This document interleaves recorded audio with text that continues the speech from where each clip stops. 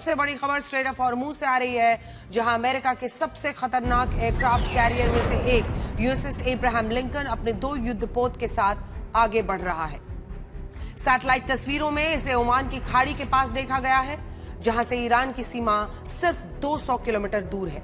युद्ध शुरू होने के बाद यह पहली बार है जब परमाणु ऊर्जा से चलने वाले इस एयरक्राफ्ट कैरियर को ईरान के इतना करीब देखा गया है। इसके साथ 2 और युद्धपोत भी दिखाई दिए हैं जो डिस्ट्रॉयर श्रेणी के हो सकते हैं। इनमें से एक है यूएसएस फ्रैंक ई पीटरसन और दूसरा है यूएसएस माइकल मर्फी। ये दोनों ही युद्धपोत समुद्र में बिछाई गई सी माइंस को ढूंढकर नष्ट करने में माहिर होते हैं और ऐसा कहा जा रहा है कि इन्हें अमेरिका ने स्ट्रेट ऑफ हॉर्मुज के पास इसलिए भेजा है ताकि समुद्री मार्ग में बिछाई गई माइंस जो है सी माइंस उनको हटाया जा सके, वरना जहाज उनसे टकराएंगे और धमाका हो जाएगा। हालांकि ईरान के प्रेस टीवी ने यह दावा किया है कि ये दोनों युद्धपोत उसकी चेतावनी के बाद पीछे लौट गए हैं।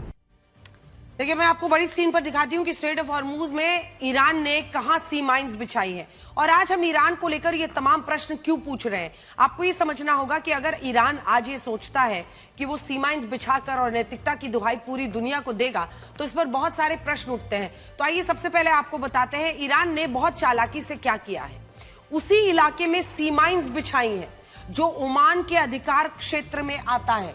अब इस बात पर आप गौर कीजिएगा, जब आप इस पूरे स्ट्रेट ऑफ हॉर्मुज को देखेंगे तो आपको समझ में आएगा कि केशम द्वीप, लारक द्वीप, ये जो 2 रास्ते हैं, फारस की खाड़ी जाने का रास्ता है और इधर से फारस की खाड़ी से आने का रास्ता है।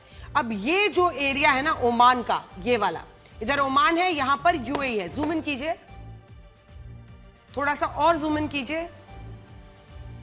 ये है ओमान, ओमान ये है, यूएई यहां पर है। तो ईरान ने क्या किया है कि इस क्षेत्र में उन्होंने सी माइंस बिछा दिए। अब ऊपर दिखाइए, ऊपर ईरान है पूरा, उसका ईरान का लैंड आप देख रहे हैं, तो ये आने और जाने का रास्ता है। तो जो माइंस बिछाई है ईरान ने, ये देखिए, यहां पर उन्होंने सी माइंस बिछाई है, यानी ओमान से लगती हुई जगह पर उन्होंने सी माइंस बिछाई है। ओमान के अधिकार क्षेत्र में ये सी माइंस हैं। जो इलाका ईरान की सीमा के पास है, उस इलाके को सुरक्षित रखा गया है ताकि सारे समुद्री जहाज ईरान के पास से ही गुजरे। अब इसका मतलब समझिए, आज ये सवाल हम क्यों पूछ रहे हैं कि भाई ईरान ने ऐसे रास्ते से, जहां मानवीय आधार पर अगर आप सोचें तो लोगों के लिए कच्चा तेल, लोगों के लिए गैस, लोगों के लिए जरूरी सामान जाता है जो अलग अलग देशों में पहुंचता है, उसमें सी माइंस बिछाई है। तो उसने क्यों ये सी माइंस ओमान की तरफ बिछाई है? और इसी में आप देखिए कि इसके बाद ईरान का जो है इन जहाजों से टैक्स वसूल रहा है, पैसा वसूल रहा है।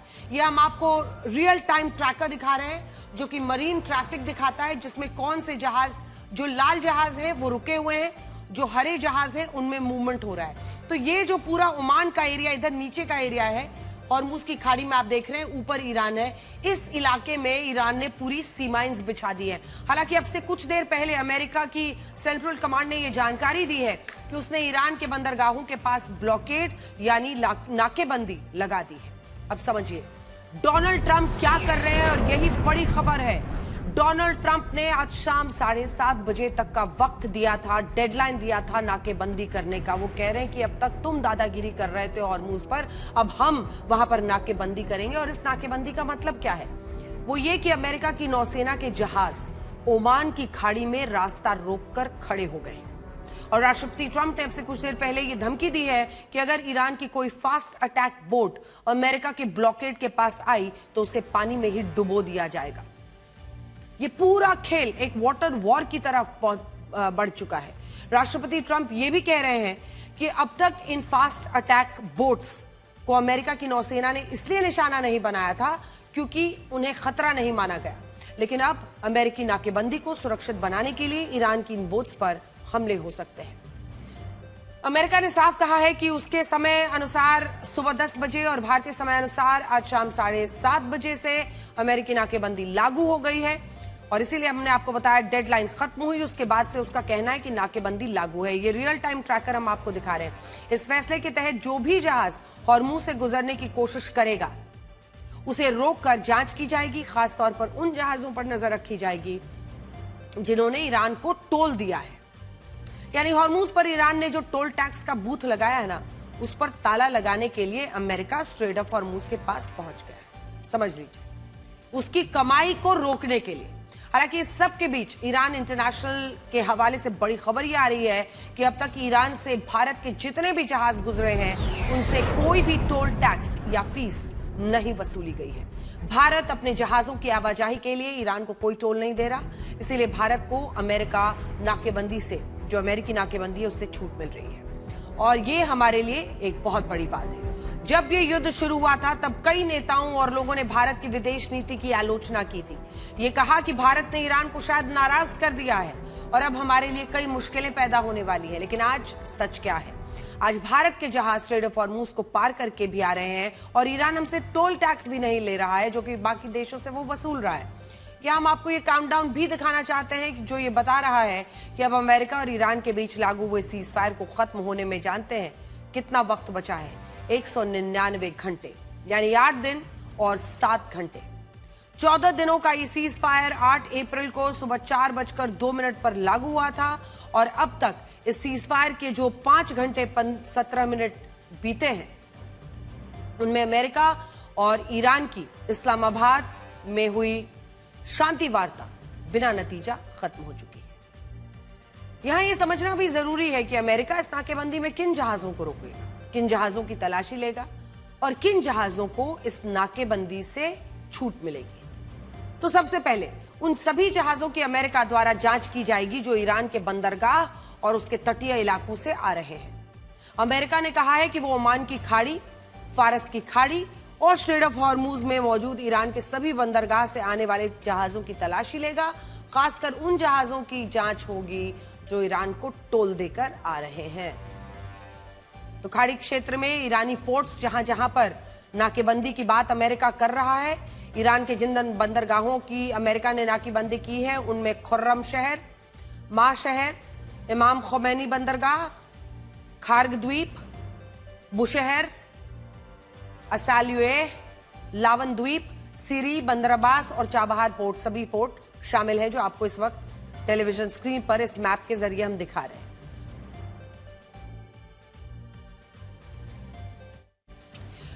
तो इस ग्राफिक्स के जरिए आप समझ सकते हैं। देखिए, ईरान के वो बड़े बंदरगाह हैं ये, जहां से उसके और उसके साथ व्यापार करने वाले दूसरे देशों के जहाज की आवाजाही होती है। तो इसमें हम आपको हर जगह का दिखा रहे हैं। अमेरिका ने कहा है ये नाकेबंदी उन देशों के जहाजों पर लागू नहीं होगी जो खाड़ी के दूसरे देशों से आ रहे होंगे। यानी देखिए, अगर कोई जहाज यूएई से जा रहा है, आपने देखा होगा ना, यूएई में सबसे ज्यादा उन्होंने दुबई, अबू धाबी पर ईरान ने हमला किया था। अब इन खाड़ी देशों को अमेरिका अपना संरक्षण देता है, सिक्योरिटी देता है। तो अगर वो जहाज यूएई का है, अगर वो जहाज देखिए सऊदी अरब का है, अगर वो जहाज इराक का है, कुवैत का है, कतर का है या बहरीन जाना चाहता है या वहां से वो लौट रहा है, तो उसकी तलाशी नहीं होगी। ये अमेरिका का कहना है। अमेरिका की ये नाकेबंदी सिर्फ और सिर्फ किसके लिए है? ईरान के लिए है। यानी कि जो जहाज ईरान को जा रहे हैं और निकल रहे हैं। हालांकि इसमें भी एक ट्विस्ट है। ट्विस्ट क्या है? ट्विस्ट ये है कि जो जहाज कच्चा तेल और गैस लेकर फारस की खाड़ी से आ रहे हैं उन्हें स्ट्रेट ऑफ हॉर्मूज में ईरान के बंदरगाह से ही गुजरना पड़ रहा है। ईरान ने केशम द्वीप और बंदर अब्बास के आसपास ऐसा रूट बनाया है जिससे हर देश ईरान के बंदरगाह से अपना जहाज निकालने के लिए मजबूर है। अब ये जहाज ईरान के बताए रूट से निकलेंगे तो अमेरिका इन्हें इसी आधार पर रोकेगा कि ये ईरान के बंदरगाह से आ रहे हैं। इससे स्ट्रेट ऑफ हॉर्मूज से जो 4 से 5 जहाज दिन भर में गुजर भी रहे थे वो आवाजाही भी पूरी तरह से ठप हो जाएगी। और यहां आप देख सकते हैं कि समुद्री मार्ग में इस तरह 2 नाकेबंदी लग जाएंगी। एक नाकेबंदी ईरान की होगी, दूसरी नाकेबंदी अमेरिका की होगी। यह भी देखिए कि अमेरिका ऐसा कर क्यों रहा है। पहली कोशिश है ईरान के कच्चे तेल की आपूर्ति को ही रोक देना। जब खाड़ी के लगभग सभी देश कच्चे तेल का कम निर्यात कर रहे हैं तब ईरान के निर्यात में ज्यादा फर्क नहीं आया है। पहले ईरान हर महीने 5 करोड़ 85 लाख बैरल कच्चे तेल का निर्यात कर रहा था और अब भी उसने मार्च महीने में जानते हैं 5 करोड़ 74 लाख बैरल कच्चे तेल का निर्यात किया है। ज्यादा फर्क नहीं पड़ा उसे। उल्टा तेल महंगा होने से ईरान ने $1.5 बिलियन यानी 14,000 करोड़ रुपए की अतिरिक्त कमाई कर ली है और अमेरिका ईरान की इसी कमाई पर अंकुश लगाना चाहता है। दूसरा, वो इससे चाइना पर दबाव डालना चाहता है क्योंकि ईरान का 90% कच्चा तेल जानते हैं कौन खरीदता है? अकेले चीन को निर्यात होता है 90% ईरान का तेल। तीसरा, अमेरिका को शक है कि जो जहाज ईरान के बंदरगाहों से आवाजाही कर रहे हैं उनमें उसे हथियार की सप्लाई हो रही है और इसके पीछे रशिया और चाइना हो सकते हैं। और इस नाकेबंदी के पीछे चौथा बड़ा कारण है स्ट्रेट ऑफ हॉर्मुज को उसी रणनीति से खुलवाना जिस रणनीति से ईरान ने इसे बंद किया है। अमेरिका कह रहा है कि अगर ईरान स्ट्रेट ऑफ हॉर्मुज में दुनिया के जहाज रोक सकता है तो वो भी स्ट्रेट ऑफ हॉर्मुज में आकर ईरान के जहाजों को रोक सकता है। और यह स्थिति है जिसमें दोनों देशों के बीच तनाव बढ़ भी सकता है। और हमने आपको भी अभी बताया कि कैसे ईरान ने अमेरिका के 2 युद्धपोत को रोकने की कोशिश की है। इस युद्ध से पहले तक स्ट्रेट ऑफ हॉर्मुज से हर दिन औसतन 130 जहाज गुजरते थे। अगर यह युद्ध ना हुआ होता तो 28 फरवरी से 13 अप्रैल के बीच 850 जहाज समुद्री मार्ग से गुजरे होते। लेकिन जानते हैं ईरान ने जिस तरह स्ट्रेट ऑफ हॉर्मुज को बंद किया उसके बाद 28 फरवरी से आज तक कितने जहाज इस रास्ते से गुजरे? सिर्फ 273। यानी इन 45 दिनों में 5577 जहाज कम गुजरे। और इसके लिए अभी हर कोई अमेरिका को जिम्मेदार मान रहा है, मानना भी चाहिए। यह युद्ध अमेरिका ने ही छेड़ा है। इस युद्ध से पहले तक स्ट्रेट ऑफ हॉर्मुज खुला हुआ था। अगर अमेरिका इस युद्ध को शुरू ना करता तो आज उसे किसी नाकेबंदी की जरूरत तक नहीं पड़ती। लेकिन ऐसा हुआ और अब अमेरिका की नौसेना स्ट्रेट ऑफ हॉर्मुज में पहुंच चुकी है। यानी हम मानते हैं कि स्ट्रेट ऑफ हॉर्मुज में जो कुछ हुआ उसके लिए अमेरिका दोषी है। लेकिन यहां हमारा एक सवाल यह भी है कि ईरान का क्या? सब कह रहे हैं कि ईरान ने स्ट्रेट ऑफ हॉर्मुज को अपना हथियार बनाया, युद्ध का हथियार। जबकि सच यह है कि ईरान ने राष्ट्रपति ट्रंप के गुस्से, उनके अजीबोगरीब तर्क, उनके यू टर्न को अपना हथियार बनाया है। आप अगर ये सोच रहे हैं कि ईरान का हथियार स्ट्रेट ऑफ हॉर्मुज है तो आप गलत हैं।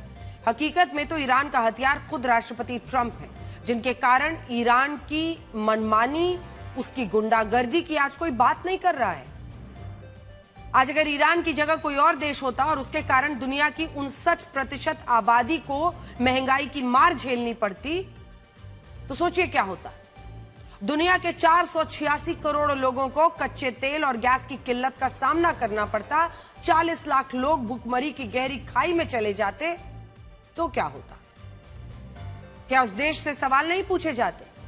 क्या उस देश पर दबाव नहीं बनता? लेकिन ईरान के साथ ऐसा कुछ नहीं हुआ। ईरान ने स्ट्रेट ऑफ हॉर्मुज को बंद करके आधी दुनिया का गला घोट दिया, लेकिन फिर भी वो बहुत सारे लोगों का हीरो बना हुआ है। और ईरान के हीरो बनने का कारण क्या है? यही है कि उसे एंटी ट्रंप सेंटिमेंट यानी ट्रंप विरोधी भावना का फायदा मिल रहा है। और यह भी एक सच्चाई है कि विश्व में आज डोनाल्ड ट्रंप की लोकप्रियता बिल्कुल नीचे धरातल में पहुंची हुई है और अमेरिका में भी आप ऐसा ही देख रहे हैं। और राष्ट्रपति ट्रंप की आलोचना में ईरान के सारे पाप आज छिप जा रहे हैं। आज आप खुद सोचिए कि युद्ध रुक चुका है, सीजफायर को लागू हुए भी 5 दिन हो चुके हैं, लेकिन ईरान ने क्या स्ट्रेट ऑफ हॉर्मुज को खोला? क्या ईरान ने दुनिया के उन लोगों का दर्द समझा जो इस युद्ध की लपटों से जल रहे हैं? और उन करोड़ों निर्दोष लोगों का कसूर क्या है? और जानते हैं सबसे दिलचस्प बात क्या है कि ऐसे तमाम लोग जो ईरान के समर्थक हैं, भारत में बैठे हुए वो इस बात की तो खूब ढोल पीट रहे हैं कि देखिए गैस की किल्लत हो रही है, देखिए पेट्रोल की कीमतें बढ़ जाएंगी, देखिए जो छोटे मोटे कारोबारी हैं उनको बड़ी परेशानी हो रही है, देखिए चाय की जो छोटी छोटी दुकानें हैं वो बंद हो रही हैं। लेकिन वो दूसरी तरफ ईरान का समर्थन कर रहे हैं। युद्ध विराम चल रहा है, ऐसे में स्ट्रेट ऑफ हॉर्मुज को सुचारू रूप से चलाना वापस क्या ईरान की जिम्मेदारी नहीं? मैं आपको बड़ी स्क्रीन पर कुछ दिखाना चाहती हूं। ईरान ने कैसे सिर्फ अपने फायदों के लिए क्या क्या किया है। आधी से ज्यादा दुनिया को एक बड़े संकट में ईरान ने आज ढकेल दिया है। तो देखिए, जिस स्ट्रेट ऑफ हॉर्मुज को ईरान ने बंद किया वो पूरी दुनिया की संपत्ति था। वो अकेले ईरान की संपत्ति नहीं थी, वो पूरी दुनिया की संपत्ति थी।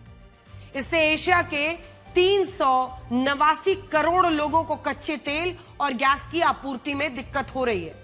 अब हम अपने पूरी दुनिया का मतलब इस हिस्से का जहां जहां से स्ट्रेट ऑफ हॉर्मुज से तेल और गैस आता था वो हमने आपके लिए मैप बनाया है। लेकिन अभी मामला बिखरा हुआ है, एक एक करके आपको दिखाते हैं। सबसे पहले भारत की ही बात कर लेते हैं। भारत कितना लगभग इस हॉर्मुज के रास्ते से 35 से 40% जो हमारा निर्यात है वो होता था। कितना कच्चा तेल आता था? 35 से 40%, 147 करोड़ का। ठीक है, माफ कीजिएगा, 147 करोड़ आबादी इससे प्रभावित हो रही है। तो अब सब हर देश के हम आपको कितना परसेंटेज तेल आता है और कच्चा तेल आता है और कितनी वहां की आबादी है जो प्रभावित हो रही है वो बताएंगे, ताकि आप भी समझें। आज ईरान को जिम्मेदार इन तमाम देशों को ठहराना चाहिए। 35 से 40% आता है, 145 करोड़ आबादी है। पाकिस्तान का 80%, 26 करोड़ आबादी है। बांग्लादेश का 95% आता है हॉर्मुज से। जूम इन कीजिए, थोड़ा सा और जूम इन कीजिए, थोड़ा सा और। बांग्लादेश का 95% आता है, जिसकी 18 करोड़ आबादी है। अब नीचे चलते हैं धीरे धीरे श्रीलंका की तरफ। 90% इसका आता है इस इलाके से। यहां पर भी 2.33 करोड़ में, यानी 2 करोड़ 33 लाख आबादी है। स्ट्रेट ऑफ मलक्का से होते हुए आगे देखिए सिंगापुर तक 70% आता है। 59 लाख लोग यहां पर भी प्रभावित हो रहे हैं। अब धीरे से वापस ऊपर चलते हैं। थाईलैंड 50%, इनका 50% कच्चा तेल आता है हॉर्मुज से, थाईलैंड का, और लगभग 7 करोड़ 15 लाख लोग प्रभावित हो रहे हैं। चाइना 40 से 45%, 141 करोड़ वहां पर प्रभावित हो रहे हैं। अब आ जाइए सबसे ऊपर जाइए, साउथ कोरिया पर।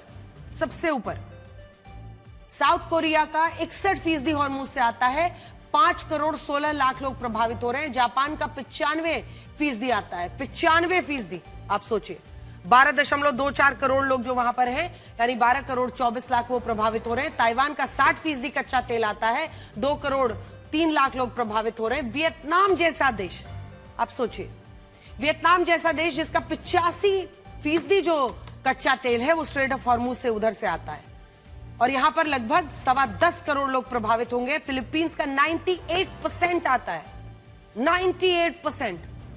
फिलीपींस अपना 98% कच्चा तेल इस रास्ते से मंगवाता है। लेकिन देखिए 11 करोड़ 77 लाख लोग प्रभावित हो रहे हैं, और इंडोनेशिया का 25%, जिसमें 29 करोड़ लोग प्रभावित हो रहे हैं। आज सवाल यही है कि इन देशों की क्या गलती है, इनकी क्या गलती थी? ऐसा ही उसने इन बाकी देशों के साथ भी किया, और आप इनकी आबादी भी देख ही रहे हैं, और ये भी देखिए कि ये कितना कच्चा तेल स्ट्रेट ऑफ हॉर्मुज से खरीदते हैं। आज सवाल यही है कि तेल गैस की किल्लत झेलने वाले ये देश ईरान को कसूरवार क्यों न माने। युद्ध विराम हो चुका है, लेकिन आप स्ट्रेट ऑफ हॉर्मुज खोलने को तैयार नहीं है। ईरान ने जो किया वो इंसानियत के खिलाफ है, लेकिन फिर भी आज ईरान दुनिया के लिए विलेन नहीं है, क्योंकि उसने राष्ट्रपति ट्रंप के खिलाफ नाराजगी को अपना हथियार बना लिया है। और एंटी ट्रंप सेंटिमेंट इस वक्त दुनिया में इतना ज्यादा है कि उसकी वजह से ईरान आज भी हीरो बना हुआ है, जबकि वो दुनिया को हॉर्मुज पर ब्लैकमेल कर रहा है। ईरान हीरो जैसा काम नहीं कर रहा। ईरान दुनिया के छोटे छोटे देशों का तेल पानी रोक कर बैठा है। और आज हम एक बात कहना चाहते हैं जो कड़वी लगेगी, लेकिन फिर भी हम कहते हैं। हम पूछते हैं कि प्लेन को हाईजैक करने में और हॉर्मुज को हाईजैक करने में क्या फर्क है? जब कुछ कट्टरपंथी प्लेन को हाईजैक करके अपनी मांगे मनवाते हैं, तब पूरी दुनिया इसे आतंकवाद कहती है, इसकी आलोचना होती है। लेकिन जब ईरान हॉर्मुज को हाईजैक करके अपनी मांगे मनवाना चाहता है, दुनिया में लोगों को तेल, गैस, अर्थव्यवस्थाएं, उनकी नौकरियां, सबको प्रभावित करता है, सबको अपने ब्लैकमेल की नोक पर रखता है, तो ये दुनिया उसे विलन नहीं मान रही। क्यों? हम चाहते हैं कि आप इसके बारे में सोचें और हमें बताएं कि प्लेन को हाईजैक करना, हॉर्मुज को हाईजैक करना एक जैसा क्यों न माना जाए। अब सब कुछ इसी बात पर निर्भर करता है कि क्या अमेरिका की नौसेना स्ट्रेट ऑफ हॉर्मुज में बिछाई गई सी माइंस को हटाने में कामयाब होगी। ईरान ने समुद्री मार्ग में 3 तरह की सी माइंस बिछाई हैं। इनमें पहली है मूर्ड माइंस, जो समुद्र के तल से रस्सी यानी चेन की मदद से बंधी होती है, और जब कोई जहाज इनसे टकराता है तो ये फट जाती है। दूसरी ड्रिफ्टिंग माइंस। ये ड्रिफ्टिंग माइंस क्या होती है? जो किसी चीज से बंधी नहीं होती है, बल्कि समुद्र में ऐसे ही तैरती रहती है, और इन्हें पकड़ना बहुत मुश्किल होता है। टकराए किसी जहाज से और ब्लास्ट। और तीसरी है लिम्पिट माइंस, जिन्हें मैग्नेट की मदद से जहाजों के साथ चिपकाया जाता है और इनमें टाइम सेट करके धमाका किया जाता है। द न्यूयॉर्क टाइम्स और रॉयटर्स के मुताबिक ईरान के पास 5 से 6 हजार सी माइंस का जखीरा है। अगर इनमें से उसने आधी यानी 3000 सी माइंस भी स्ट्रेट ऑफ हॉर्मुज में बिछाई होंगी, तो इन्हें हटाने में जानते हैं कितना समय लग जाएगा? एक सी माइन को ढूंढकर उसे नष्ट करने में औसतन 5 घंटे लगते हैं। इस हिसाब से 3000 माइंस को हटाने में 15000 घंटे लगेंगे। 15,000 घंटों का मतलब हुआ 625 दिन या 1 साल 7 महीने।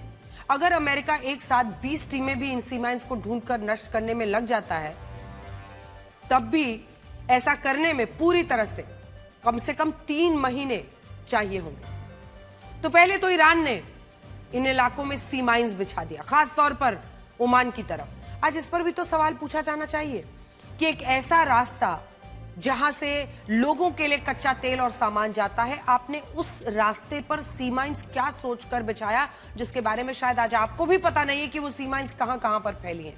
हालांकि अगर सी माइंस की संख्या कम हुई तो अमेरिका 1 महीने में भी इस समुद्री मार्ग में बिछाए गए बारूद को हटा सकता है। अमेरिका की नौसेना ने उसके लिए अब तक का सबसे मुश्किल ऑपरेशन शुरू किया है, जिसके कुल 4 चरण होंगे।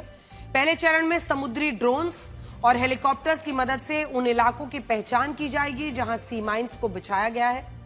इसके बाद दूसरे चरण में रोबो बोट और जहाजों की मदद से सी माइंस की पहचान की जाएगी, फिर उनको टारगेट करके उनके लिए लॉक किया जाएगा उनको। तीसरे चरण में छोटे बॉम्ब और विस्फोटक की मदद से इन माइंस को नष्ट किया जाएगा।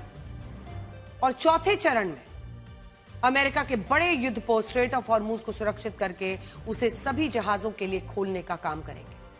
हालांकि जिस तरह की अभी स्थिति है, अमेरिका पर भी हम भरोसा नहीं कर सकते, क्योंकि अमेरिका अगर स्ट्रेट ऑफ हॉर्मुज पर कब्जा कर लेता है, फिर कई बार वहां पर टैक्स वसूली की बात, टोल वसूली की बात खुद डोनाल्ड ट्रंप कर चुके हैं। ऐसे में सवाल ये उठता है कि जिस तरह से पहले ये रास्ता लोगों के लिए खुला हुआ था, उसी तरीके से स्टेटस को वापस इसे स्थापित करना जरूरी है। इनमें USS Frank E Peterson, USS Michael Murphy को अमेरिका ने तैनात भी कर दिया है, जो स्ट्रेट ऑफ हॉर्मुज में पहुंच चुके हैं। हालांकि ईरान के प्रेस टीवी ने एक नया वीडियो जारी किया है, जो हमने आपको शुरू में ही दिखाया था कि ईरान की चेतावनी के बाद अमेरिका के ये दोनों युद्धपोत पीठ दिखाकर भाग चुके हैं। और अब ईरान कह रहा है कि अगली बार ये आगे बढ़े तो वो इन्हें निशाना बनाने में भी पीछे नहीं हटेगा।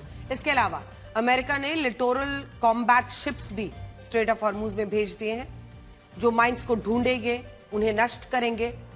तब तो जाकर ये रास्ता सबके लिए सुरक्षित हो गया। अमेरिका इस युद्ध में ऐसे हेलीकॉप्टर्स का भी इस्तेमाल कर रहा है जिससे सी माइंस को ढूंढकर उन्हें नष्ट करने में ज्यादा महीने ना लगे। इसे airborne laser mine detection system भी कहा जाता है, जो हेलीकॉप्टर से चलने वाला लेजर सिस्टम होता है, जिसके जरिए सी माइंस को ढूंढकर इसकी मदद से समुद्र में बिना घुसे आप ऊपर से ही सी माइंस को डिटेक्ट कर सकते हैं। और जब इनकी लोकेशन पता चल जाती है तो इन्हें बड़े जहाजों और ड्रोन से नष्ट कर दिया जाता है। इनमें भी 2 ड्रोन्स बहुत महत्वपूर्ण हैं। एक है नाइफ फिश ड्रोन, जिसका वजन लगभग 8,000 किलोग्राम होता है। यह अंडर वाटर ड्रोन समुद्र के तेल में छिपी माइंस को ढूंढ भी सकता है और उनकी लोकेशन भी बता सकता है। और दूसरा है किंगफिश ड्रोन। मिसाइल जैसे आकार का ये ड्रोन समुद्र की सतह को स्कैन करता है, माइंस का पता लगाकर उन्हें नष्ट करने में मदद करता है। अमेरिका ने स्ट्रेट ऑफ हॉर्मुज के पास रोबोबोट भी भेज दी है, जिन्हें अनमैन्ड सरफेस व्हीकल कहा जाता है, रोबोट्स जो कि वहां पर चल रही है। रॉयटर्स का कहना है कि अमेरिका अगले कुछ ही दिनों में स्ट्रेट ऑफ हॉर्मुज को खुलवाना चाहता है और इसीलिए उसने इतना बड़ा ऑपरेशन यहां पर लॉन्च कर दिया है। लेकिन द न्यूयॉर्क पोस्ट की रिपोर्ट कहती है कि अमेरिका के लिए ऐसा करना आसान नहीं होगा। अमेरिका ने ईरान की नौसेना के 155 जहाजों को तो नष्ट कर दिया, लेकिन वो इस्लामिक रेवोल्यूशनरी गार्ड कॉर्प्स की नौसेना को कमजोर नहीं कर पाया है। IRGC की 60% स्पीड बोट अब भी पूरी तरह सुरक्षित है और इन स्पीड बोट्स को आप हल्के में मत लीजिए। ये सैटेलाइट की नजर से बच सकती हैं। इन पर रॉकेट लॉन्च लगे होते हैं। यही वो स्पीड बोट है जिनकी मदद से ईरान ने स्ट्रेट ऑफ हॉर्मुज में माइंस बिछाई हैं। ये तेज गति से आ जा सकती हैं और सबसे बड़ी बात, उन्हें छिपाने के लिए ईरान ने अंडरग्राउंड पेन्स बनाए हैं, जिन्हें मैं आपको बड़ी स्क्रीन पर इस वक्त दिखाना चाहती हूँ। तो आइए हम आपको दिखाते हैं कि अंडरग्राउंड पेन्स दरअसल होते क्या हैं और कैसे ईरान इनका इस्तेमाल इस वक्त कर रहा है अपने इन स्पीड बोट्स को छिपाने के लिए। तो कुछ इस अंदाज के वो दिखते हैं। अंडरग्राउंड पेन्स को आप नेवल टनल्स भी कह सकते हैं, जो समुद्र के पास बड़ी बड़ी चट्टानों के नीचे बनी होती हैं। इनकी पहचान करना मुश्किल होता है। अमेरिका का बंकर बस्टर बॉम्ब भी इन्हें नष्ट नहीं कर सकता। अब होता यह है कि इन्हीं सुरंगों से ये स्पीड बोट बाहर निकल कर आती हैं और फिर वापस इन्हीं सुरंगों से छिप जाती है, जिसके कारण इस युद्ध में अमेरिका के लिए इन स्पीड बोट्स का सामना करना आसान नहीं होगा। आप खुद देखिए कि ईरान ने सिर्फ मिसाइलों के लिए नहीं बल्कि हॉर्मूज में बारूद बिछाने वाली स्पीड बोट के लिए भी अंडरग्राउंड ठिकाने बनाए और इससे यह तो पक्का है कि हॉर्मूज में अगर युद्ध छिड़ा तो यह खतरनाक होगा, खतरनाक रूप लेगा और यहां अमेरिका के लिए लड़ाई आसान नहीं होगी। देखिए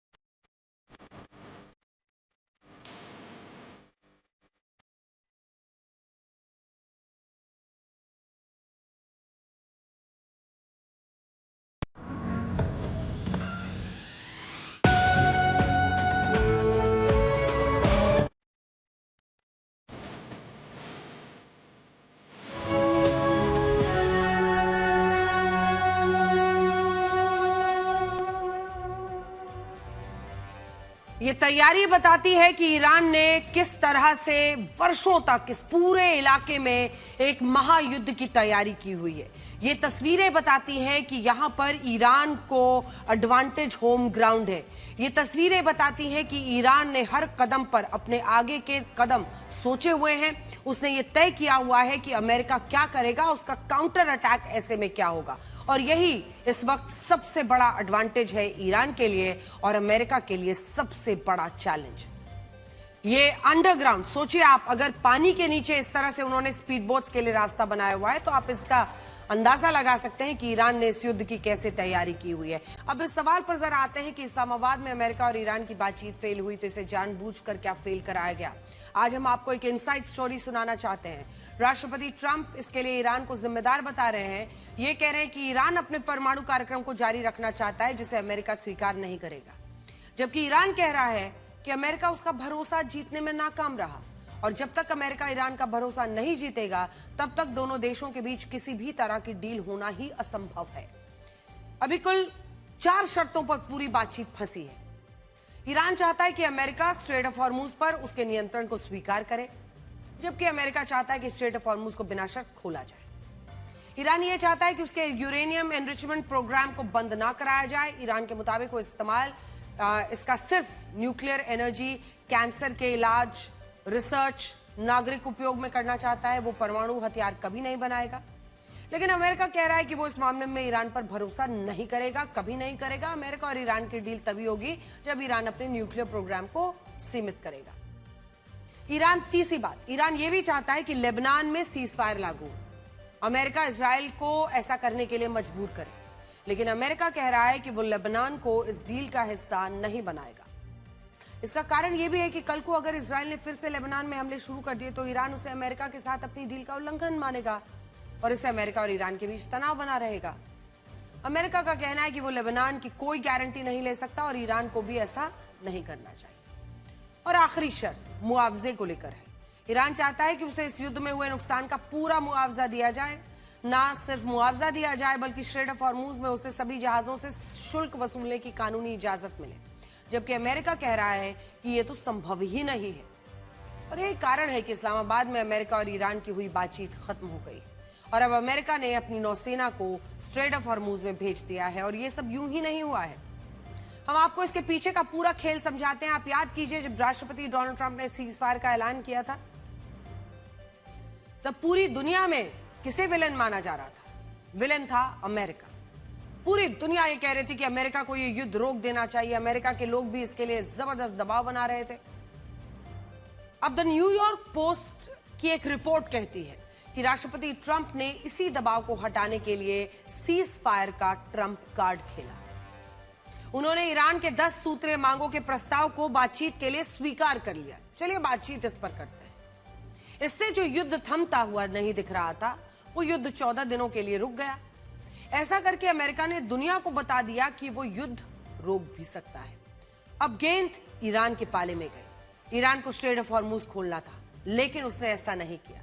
इससे जो दबाव युद्ध रुकने से पहले तक अमेरिका पर था, वो दबाव अब ईरान पर शिफ्ट हो गया। और बहुत अचरज की बात नहीं है कि आज ईरान के विदेश मंत्री अब्बास अरागची ने सऊदी अरब, कतर, सबके विदेश मंत्री से बातचीत शुरू की है।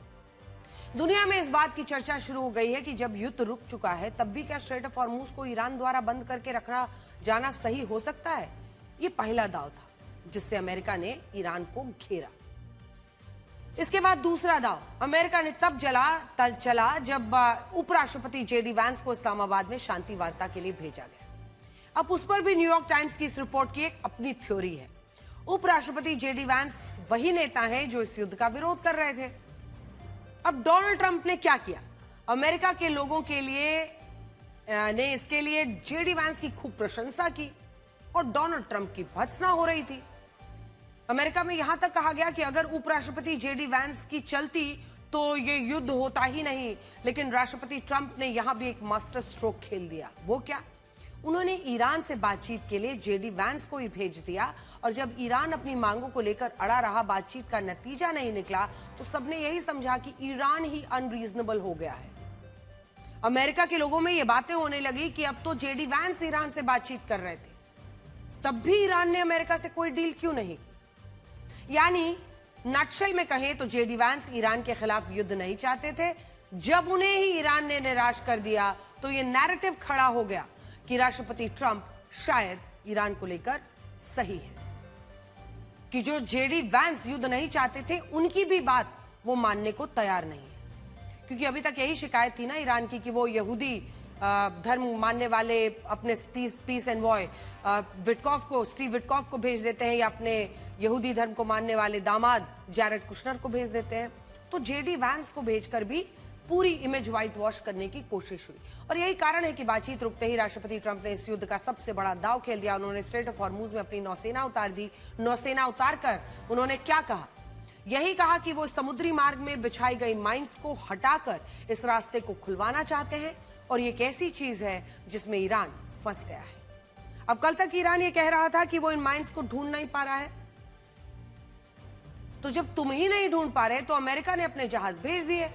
दूसरा, अमेरिका ऐसा करके ईरान के अधिकार क्षेत्र में भी दखल नहीं दे रहा है। स्ट्रेट ऑफ हॉर्मूज की जो शिपमेंट लेन है, वो इलाका अंतर्राष्ट्रीय कानूनों के तहत आवाजाही के लिए मुफ्त है और इस पर सबका हक है। अब जिस पानी पर सबका हक है, उस रास्ते को अमेरिका खुलवाना चाहता है, और अगर ईरान ऐसा करने से उसे रोकता है या उसके लिए अमेरिका पर हमला करता है, तो उस पर सीज फायर को तोड़ने का आरोप लग सकता है, और फिर अमेरिका जो चाहे वो ईरान पर कर सकता है। इससे अमेरिका भी ये कह पाएगा कि उसने तो युद्ध रोक दिया था, लेकिन ईरान ने फिर से युद्ध शुरू कर दिया। इससे आप ये समझ पाएंगे कि ये असल में शतरंज का एक ऐसा खेल है जिसमें इस बार बिसात अमेरिका ने बिछाई है, और ईरान के लिए इस युद्ध को मुश्किल बनाने में वो लग गया है। ईरान चाहता है कि स्ट्रेट ऑफ हॉर्मूज पर उसके नियंत्रण को स्वीकार किया जाए, कानूनी मान्यता दी जाए, क्योंकि पूरी दुनिया इसके लिए कभी तैयार नहीं होगी। जो समुद्री मार्ग कुदरत से इंसानों को मिला है, जिसे बनाने में ईरान की कोई भूमिका नहीं है, उसे ईरान अपने नियंत्रण में लेकर विलेन ही दिखेगा, और अमेरिका यही उसे दिखाना चाहता है। इसीलिए हमने आपसे शुरुआत में कहा कि यह बातचीत फेल हुई है या फेल कराई गई है, इसके बारे में भी एक बार आपको सोचना चाहिए। अब तक अमेरिका सीज फायर के लिए ईरान के साथ नेगोशिएट कर रहा था, लेकिन अब वो डिक्टेट करना चाहता है, और इसका कारण यह है कि इस युद्ध में अमेरिका की छवि, उसका रुतबा, उसका वर्चस्व, सब कुछ दांव पर लगा हुआ है। डोनाल्ड ट्रंप के लिए सब कुछ दांव पर है। असल में ये विश्व युद्ध विश्व के नए वर्ल्ड ऑर्डर को भी गढ़ रहा है। क्या है नया वर्ल्ड ऑर्डर? अमेरिका का तो सब कुछ दांव पर लगा ही है। मैं आपको बड़ी स्क्रीन पर इसे समझाती हूं कि कैसे ये विश्व युद्ध की स्थिति जो है वो नया वर्ल्ड ऑर्डर बना रही है। शीत युद्ध का वक्त याद कीजिए, कोल्ड वॉर। शीत युद्ध के वक्त दुनिया में दो बड़ी महाशक्तियां थी, एक अमेरिका और दूसरा सोवियत संघ। तब सोवियत संघ था। बाइपोलर वर्ल्ड तब कहा जाता था कि दो महाशक्तियों के बीच ही पूरी ताकत दुनिया की बटी हुई थी। उस वक्त दुनिया या तो अमेरिका की तरफ होती थी या फिर सोवियत संघ की तरफ। बाइपोलर वर्ल्ड ऑर्डर कहा जाता था। इसके बाद सोवियत संघ टूट गया। दुनिया में यूनिपोलर वर्ल्ड ऑर्डर की व्यवस्था, जिसमें पूरी दुनिया पर एक ही सुपर पावर का दबदबा, उसका प्रभाव रहा। यह देश कोई और नहीं बल्कि अमेरिका था। इधर सोवियत संघ अलग अलग छोटे छोटे देशों में, रशिया, लातविया, अलग अलग देशों में पूरी तरह से टूट चुका था। लेकिन अब ये यूनिपोलर वर्ल्ड ऑर्डर खत्म हो गया है। अब मल्टीपोलर वर्ल्ड ऑर्डर आ गया है, जब कई देश मिलकर शक्ति संतुलन बना रहे हैं, जब दुनिया में कोई एक बॉस नहीं है। अब अमेरिका है तो उसके सामने यूरोपियन यूनियन भी है जो उससे अलग खड़ा है, वरना अब तक जब जब अमेरिका जिधर होता था, सारे यूरोप के देश, नेटो के देश उसके साथ खड़े हो जाते थे, उसकी सहायता करते थे। लेकिन इस युद्ध ने उसको पलट दिया। आज यूरोप के ये देश, आज नेटो के ये सभी जो मेंबर्स हैं, ये अमेरिका का साथ तक देने को तैयार नहीं है। चाइना भी एक बड़ी वर्ल्ड ऑर्डर है, रशिया वर्ल्ड पावर बना है, भारत वर्ल्ड पावर है, अब ईरान को भी एक नई वर्ल्ड पावर माना जा रहा है। यानी अब अमेरिका ही नहीं, अलग अलग पावर सेंटर्स बन रहे हैं और सिर्फ अमेरिका की अब नहीं चलेगी। अमेरिका दुनिया का मॉनिटर नहीं बनेगा, अमेरिका अकेले शक्ति का संतुलन नहीं बनाएगा, बल्कि अब ये सारे देश मिलकर शक्ति का संतुलन बना रहे हैं। और इस विश्व युद्ध ने विश्व में नए रिकॉर्ड, जो वर्ल्ड ऑर्डर है, उसकी नींव पूरी तरह से रख दी है। और बाजार भी इस बात को भांप गया है। जिस दिन सीज फायर लागू हुआ था, उस दिन प्रति बैरल कच्चा तेल $94 पर आ गया था, लेकिन आज फिर $104 प्रति बैरल के स्तर पर पहुंच गया। अमेरिका और ईरान की जंग और सीज फायर के बीच डिप्लोमेसी पूरी तरह फेल है, लेकिन ट्रंप का शो चालू है और वो खुद में मस्त है। दुनिया तेल और गैस की किल्लत से जूझ रही है। पाकिस्तान के साथ कूटनीतिक बातचीत के नतीजे 0 रहे, और जब ये वार्ता फेल हो रही थी, तब ट्रंप यूएफसी की रिंग के पास फाइट का आनंद ले रहे थे। इससे पहले भी वो युद्ध के तनाव के बीच गोल्फ खेल चुके हैं। जब दुनिया ऊर्जा संकट से जूझ रही है, तब ट्रंप का फाइट देखना या गोल्फ खेलना ये संदेश देता है कि उनके लिए अंतर्राष्ट्रीय अस्थिरता शायद इतनी अहम नहीं है जितना कि उनका अपना मी टाइम। जब दुनिया जल रही हो, तब शासक का खेल में मशगूल होना इतिहास के नीरों की याद दिलाता है। हालांकि ट्रंप के समर्थकों का कहना है कि यह ट्रंप का अनशेकेबल कॉन्फिडेंस है। वो दुनिया को दिखाना चाहते हैं कि अमेरिका इतना शक्तिशाली है कि उसे इन छोटे मोटे फेलियर्स युद्ध से फर्क नहीं पड़ता। फाइट देखना एक तरह का पावर प्रोजेक्शन हो सकता है, जो ये दर्शाता है कि वो दबाव में नहीं आते। लेकिन हकीकत यह है कि जब दुनिया परेशान है, तब ऐसी तस्वीरें ये दिखाती हैं कि सत्ता के शिखर पर बैठे लोग जमीनी हकीकत से कितने दूर हो सकते हैं। अमेरिकी राष्ट्रपति डोनाल्ड ट्रंप ने चाइना को धमकी दी है, अगर उसने ईरान को हथियार दिए तो उस पर 50% टैरिफ का जुर्माना लगाया जाएगा। अमेरिका को शक है कि पाकिस्तान में शांति वार्ता नाकाम होने के बाद चाइना ईरान को हथियार उपलब्ध करवा सकता है, जिसकी मदद से ईरान युद्ध के अगले चरण में अमेरिका को टक्कर दे पाएगा।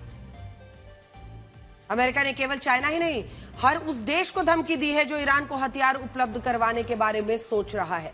डोनाल्ड ट्रंप की यह धमकी अमेरिकी खुफिया विभाग की एक रिपोर्ट के बाद आई है, जिसमें दावा है कि चाइना ईरान को नया एयर डिफेंस सिस्टम देने की तैयारी कर रहा है। उसके इस कदम को अमेरिका उकसाने वाली हरकत मान रहा है, क्योंकि ईरान और अमेरिका के बीच बातचीत की जो पहल थी, उसमें चाइना का रोल था। और अब उसे लग रहा है कि चाइना ने युद्ध विराम की बातचीत का इस्तेमाल ईरान को हथियारों की सप्लाई देने में किया है। बताया जा रहा है कि चाइना अपने हथियारों की खेप को डंकी रूट स्टाइल में भेज रहा है।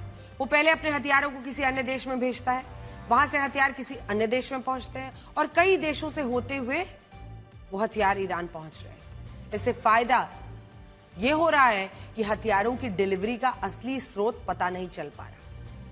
जानकारी के मुताबिक चाइना एक खास तरह के हथियार भेज रहा है, जिससे ईरान के आसपास आसमान पर जो है उस पर नियंत्रण पाना अमेरिका के लिए आसान नहीं होगा। रिपोर्ट के मुताबिक चाइना ईरान को मैन पैड्स यानी man portable air defence systems दे रहा है। यह खास तरह का एयर डिफेंस सिस्टम है जिसे कंधे पर रखकर चलाया जा सकता है, यानी अगर किसी सैनिक को लगा कि उसके आसपास दुश्मन का कोई फाइटर जेट या ड्रोन आ रहा है, तो सीधा कंधे पर रखकर उस पर एम करके फायर कर सकता है। इससे निकली मिसाइल सीधा टारगेट को नष्ट कर देगी। ये एक तरह का एंटी एयरक्राफ्ट मिसाइल सिस्टम है, जो कम ऊंचाई पर उड़ने वाले अमेरिकी सैन्य विमानों के लिए खतरा हो सकता है। हाल ही में अमेरिका का F-15 फाइटर जेट भी इसी तरह से एंटी एयरक्राफ्ट मिसाइल सिस्टम से मार गिराया गया था। उसके पायलट और एयरमैन को बचाने के लिए अमेरिका को तब एक बड़ा रेस्क्यू ऑपरेशन चलाना पड़ा था। हालांकि ये क्लियर नहीं किया गया कि जिस एयर डिफेंस सिस्टम से F-15 को मार गिराया गया था वो चाइना ने दिया था। खुफिया रिपोर्ट में यह दावा भी किया गया है कि चाइनीज कंपनियां कुछ प्रतिबंधित तकनीक ईरान को बेच रही हैं, जिनकी मदद से ईरान अपने हथियारों को भी हाईटेक बना रहा है और नेविगेशन सिस्टम को भी सुधार रहा है। इसीलिए डोनाल्ड ट्रंप बहुत भड़के हुए हैं, चाइना को खतरनाक परिणाम भुगतने की धमकी दे रहे हैं। सुनिए। China is preparing to ship weapons to Iran. Well, if China does that, China's going to have big problems, okay? China is preparing to ship weapons to Iran. Well, if China does that, China's going to have big problems, okay? तो China को बड़ी मुश्किलें होंगी। हालांकि China ने इस report को खारिज किया है। उनका कहना है कि इस युद्ध में वो किसी भी पक्ष को हथियार नहीं दे रहा है, यानी साफ संकेत है चाइना डायरेक्टली इस युद्ध में नहीं कूदना चाहता है। उसने अमेरिका से अपील की है कि वो निराधार आरोप लगाने और सनसनी फैलाने से बचे। इस बात से इनकार नहीं किया जा सकता है कि ईरान, चाइना, रशिया के अच्छे संबंध हैं और खबरें ये आती रही हैं कि युद्ध में चाइना और रशिया ने ईरान को अमेरिकी सेनाओं की मूवमेंट की खुफिया जानकारियां तक उपलब्ध कराई हैं। 8 अप्रैल को अमेरिका और ईरान के बीच 14 दिन के युद्ध विराम की घोषणा हुई थी, लेकिन इस युद्ध विराम का इजराइल पर कोई असर नहीं पड़ा था।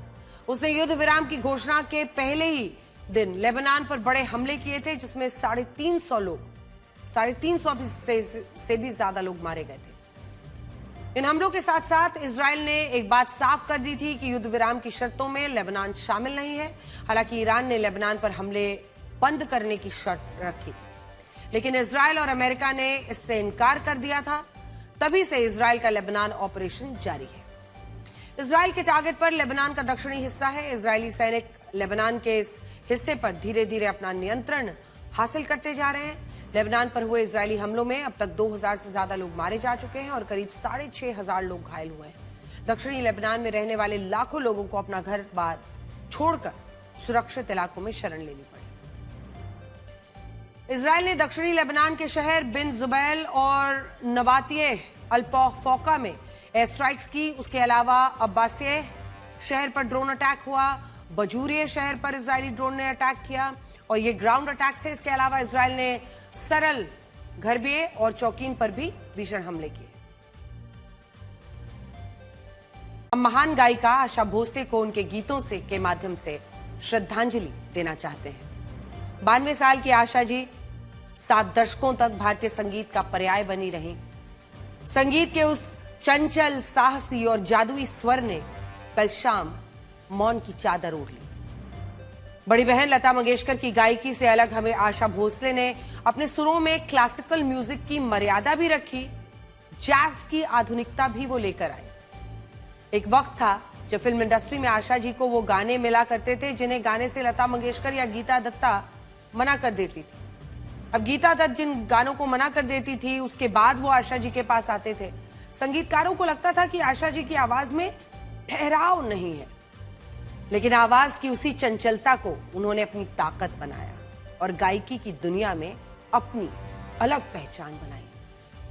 आज संगीत का एक सुनहरा अध्याय भले ही बंद हो गया हो, लेकिन आशा जी, आप कल भी थी, आप आज भी हैं और आवाज के रूप में हमेशा हमारे दिलों में जिंदा रहे।